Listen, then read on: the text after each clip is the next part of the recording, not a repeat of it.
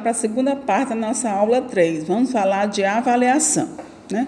Então, segundo a LDB 93/94/96, diz que a avaliação ela deve ser contínua e cumulativa e que os processos qualitativos prevaleçam sobre os quantitativos. Da mesma forma, os resultados obtidos pelos estudantes ao longo do ano escolar devem ser mais valorizados do que a nota da prova final, né? Então, a LDB ela prega essa avaliação de maneira formativa, né? Que ela acontece em todo o processo de ensino-aprendizagem, né? Que ela aconteça no início, durante e no final. E privilegia o quê? Que os aspectos qualitativos sejam mais importantes que os quantitativos, né, com relação à nota, né? Para que a avaliação sirva à aprendizagem, é essencial conhecer cada aluno e suas necessidades. Assim, o professor poderá pensar em caminhos para que todos alcancem os objetivos, né? Então, a avaliação visa o quê? Visa melhorar a aprendizagem, né? Porque é através da avaliação que o professor vai investigar, né, vai refletir, vai analisar sobre aquilo que ele ensinou em sala de aula, os alunos estão realmente aprendendo, né? Então, o que é a avaliação? É um processo de delinear, obter e fornecer informações relativas à eficácia e eficiência de um projeto. Que sentido de processo? Porque é uma atividade particular, contínua e cíclica, que inclui diversas fases ou operações. Delinear no sentido de quê? De definir as informações necessárias à avaliação, especificando-as, né? Obter no sentido de quê? De tornar disponíveis as informações por meio de coleta, organização e análise de dados. Então, através dos instrumentos de avaliação, de uma atividade avaliativa, eu vou coletar dados. E aí, baseado nesses dados, eu vou analisar, né? Fornecer no sentido de quê? De organizar a apresentação dos dados para a audiência de avaliação, utilizando os processos de comunicações mais indicados.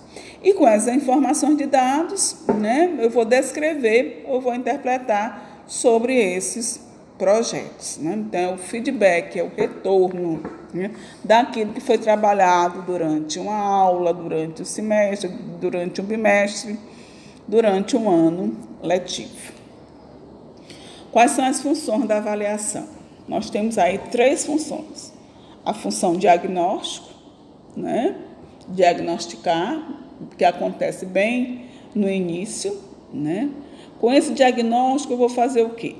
Eu vou determinar a presença ou ausência de habilidade, eu vou ter aí os pré-requisitos, eu vou identificar as causas de repetidas dificuldades na aprendizagem.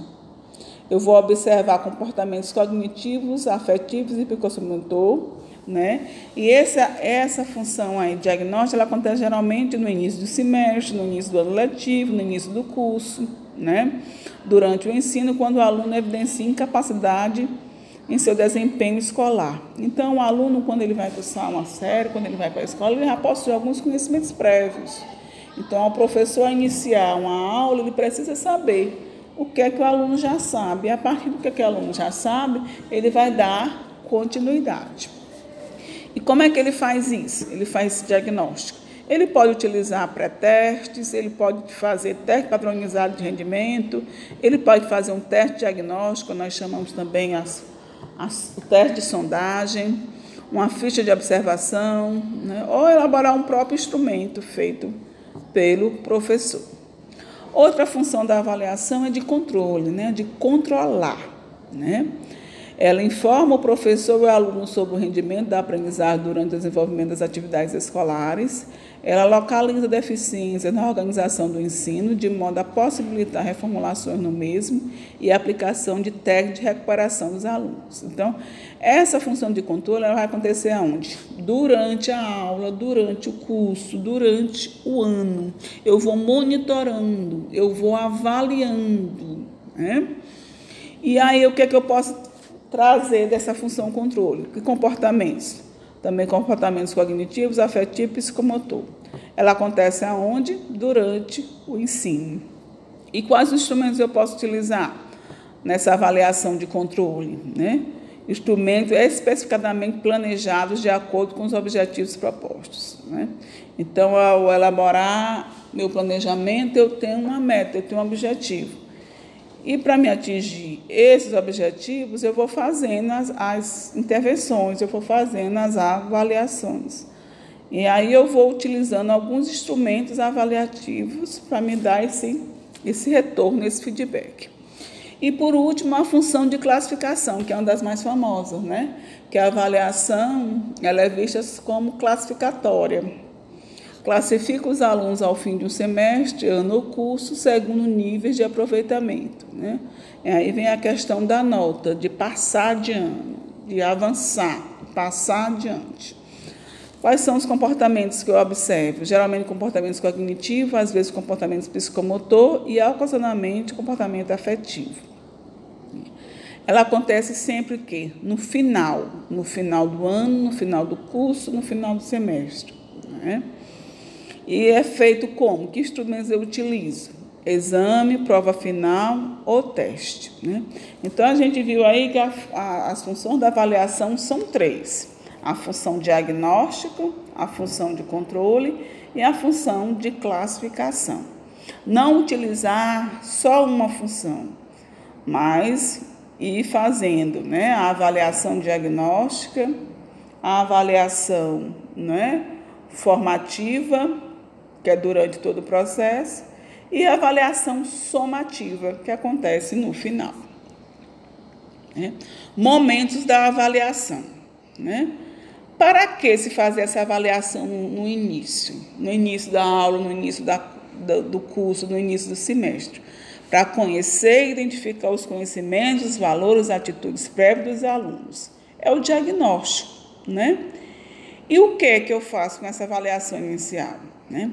Avalio os esquemas de conhecimentos, valores, atitudes prévias pertinentes para a nova situação de aprendizagem, né? Então, a cada aula, o aluno vai ampliando os seus conhecimentos. Então, um conhecimento é pré-requisito para o novo, né? Lembre aí de Piaget, de psicologia, né? Vai se somando. Equilibração, né? Quando é que acontece isso? Realiza-se no começo de cada nova fase de aprendizagem, através de uma socialização. E como é que eu faço uma avaliação inicial? A partir de situações problematizadoras, onde os alunos revelam o que valorizam a saber e o que gostariam de saber e vivenciar, né? Então, a gente tem que sempre no início, né, de uma aula, a gente saber o que é que os alunos já sabem sobre determinado tema, né? E a partir do que eles já sabem, a gente vai ampliar, dando mais continuidade. Outro momento da avaliação é a avaliação contínua. Para que essa avaliação contínua? Para perceber o grau de avanço dos alunos em relação aos objetivos, reorientar e melhorar a intervenção pedagógica, né? Então, eu vou monitorando, eu vou controlando. No decorrer das aulas, eu vou observando, né? E aí eu vou intervindo. Os alunos, as salas são heterogêneas, cada um aprende de um jeito. Uns demoram mais, outros já pegam no ar com mais rapidez. Então, cada um você vai avaliar de maneira diferente, né? De acordo com o avanço de cada um. E o que fazer? Avaliamos os progressos, os bloqueios, os impasses presentes no processo de ensino e aprendizagem através da socialização. Quando é que eu faço a avaliação contínua? Acontece durante o processo de aprendizagem. Então, eu vou anotando no meu caderninho, no meu diário, né? Tudo que vai acontecendo com aqueles alunos com relação à avaliação. Como? A partir de uma observação sistemática do processo de aprendizagem de registro e interpretações dessas observações a partir da produção dos alunos. Então, tudo que eles foram produzindo, você pode também ir organizando um portfólio, né, das atividades que os alunos vão fazendo durante o semestre, durante o ano, você vai vendo, né, como era no início, como é que está agora no meio, e no final, se os objetivos realmente foram atingidos. E, por último, nós temos a avaliação final. Para quê?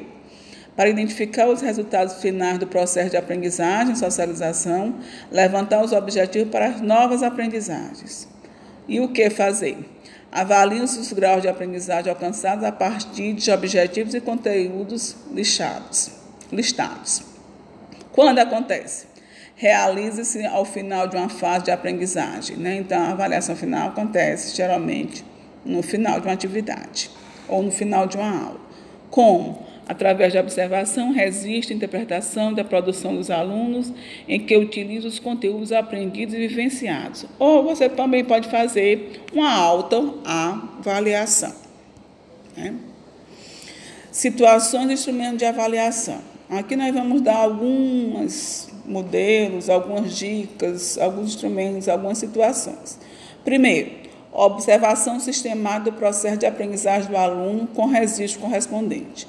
Então, eu tenho que sempre organizar isso, né? Meu caderno de registro, minha ficha, né? Providenciar uma ficha, ou até mesmo o diário de classe, né? Nosso plano de aula, os protocolos de avaliação. Então, eu vou anotando, identificando aluno por aluno. Eu vou avaliando individualmente e sistematicamente. Eu também posso fazer análise das produções dos alunos, né? Através de textos, de projetos, de trabalhos artísticos. Então, tudo quanto é produzido pelo aluno, né, eu posso também usar como instrumento de avaliação. Outra dica boa é a autoavaliação, né? Em função dos objetivos da avaliação, em determinadas situações, o aluno pode desenvolver estratégias de análise e interpretação de seus trabalhos avaliativos, né? E precisa ter aquela maturidade, né? Que o aluno vai refletir e analisar realmente o que foi que ele aprendeu, né? Fazendo essa autoavaliação. Provas escritas, essas aí são as mais tradicionais, né? Questões que exigem as capacidades cognitivas desenvolvidas nas situações de estudo. A maioria dos professores utilizam mais essas provas, né? Mas não existe apenas ela, existem outras maneiras de avaliar. Apresentação de trabalhos, né? Pesquisas realizadas, textos produzidos, relatórios de trabalho, até mesmo um seminário, uma exposição oral. Então, os alunos também devem trabalhar com esse processo de comunicação, né? De apresentar os seus próprios trabalhos. Eu posso também utilizar o mapeamento do desenvolvimento de atitudes, questões que expressam atitudes vinculadas às capacidades previstas nos objetivos. Algumas atitudes inovadoras na prática educativa. Primeiro, acompanhar sistematicamente a aprendizagem do aluno. Então, eu tenho que conhecer meus alunos, né? E eu tenho que saber, né? Eu fiz o diagnóstico, então agora a partir do diagnóstico eu vou ver, né, o que é que ele vai render, o que é que ele vai aprender durante o ano. Realizar várias atividades, pouco extensas e sucessivas, em que o aluno possa ir demonstrando gradativamente o que aprendeu, né? Então, no dia a dia, nas sequências didáticas, nas aulas dadas, nos meses dados, nos bimestres, nos semestres, você vai fazendo as atividades, né? E vai vendo aí o que é que o aluno realmente aprendeu, até o final do ano. Terceiro, definir previamente critérios e indicadores para cada atividade avaliativa. Então, o aluno precisa saber o que é que o professor quer, né? Então, tem que ser bem claro isso, né?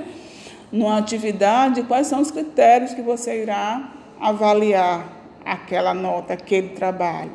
O que é que você quer? Então, é importante colocar, né, esclarecer todas as dúvidas, colocar a nota realmente, né? O que é que vale, o que é que você quer que o aluno faça. 4. Na correção do trabalho, ao invés do certo ou errado, fazer comentários sobre os erros, auxiliando o aluno a identificar dificuldades, né? Então, essa história, certo e errado, aprender com os erros, né? O aluno aprende errando. Então, você vai corrigindo, autocorrigindo, explicando as dificuldades, e o aluno vai vendo aí o que errou e vai corrigir. Da próxima vez, ele vai saber fazer corretamente. 5. Reorientar a aprendizagem do aluno com base nas dificuldades identificadas, né? Então, você, ministrando as suas aulas e tudo, os conteúdos, então, observando aqueles alunos que têm mais dificuldade, Aí você vai replanejar, refazer, né? Explicar de outra maneira, usando outra metodologia para que o aluno realmente compreenda.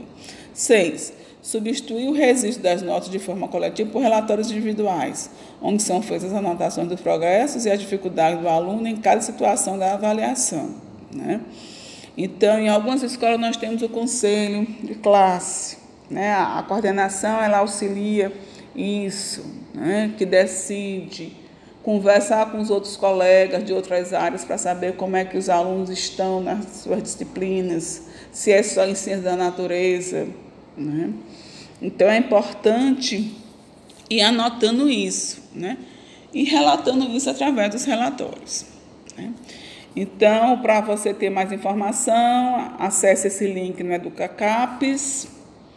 Aqui nós temos as referências, o livro da professora Regina Dait, professor Libânio, e algum livro de avaliação, né, do professor Afonso, e Educação para o Século XXI, do Deleuze, né? Então, foi um prazer, né, estar com você novamente no curso da EAD UFP, né, o AB UFP, na disciplina Gestão Escolar e Políticas Públicas. Nós vimos aí 3 videoaulas, 3 unidades. Espero ter contribuído e colaborado para a sua formação em professor de ciências da natureza, né? Sabendo qual é o seu papel, qual é a sua função.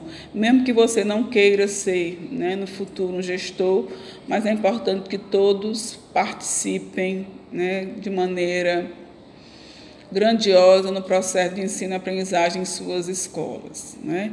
Então, foi um prazer e até outra oportunidade. Qualquer dúvida, estou sempre à disposição lá na plataforma.